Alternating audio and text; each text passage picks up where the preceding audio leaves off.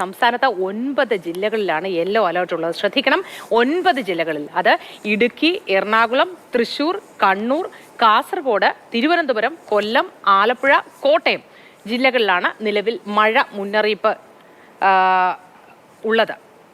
അപ്പോൾ മറ്റ് സ്ഥലങ്ങളിൽ യെല്ലോ അലേർട്ട് ഉള്ള സ്ഥലങ്ങൾ ഒഴികെ ബാക്കി എല്ലായിടത്തും പച്ച മുന്നറിയിപ്പാണ് ഉള്ളത്. വലിയ പ്രശ്നങ്ങളൊന്നുമില്ല. ജാഗ്രതാ നിർദ്ദേശങ്ങൾ തന്നിട്ടുള്ളത് ഈ മഞ്ഞ മുന്നറിയിപ്പുള്ള പ്രദേശങ്ങളിലാണ്. പിന്നെ എപ്പോഴും പറയുന്നത് പോലെ മലയോര മേഖലകളിലുള്ളവർ, വെള്ളക്കെട്ടും പ്രശ്നങ്ങളും ഒക്കെ ഉള്ളവർ എല്ലാം നന്നായി തന്നെ ശ്രദ്ധിക്കുക, ജാഗ്രത പാലിക്കുക. മത്സ്യബന്ധനത്തിന് വിലക്കുണ്ട്. തീരദേശങ്ങളിൽ താമസിക്കുന്നവരൊക്കെ ശ്രദ്ധിക്കുക.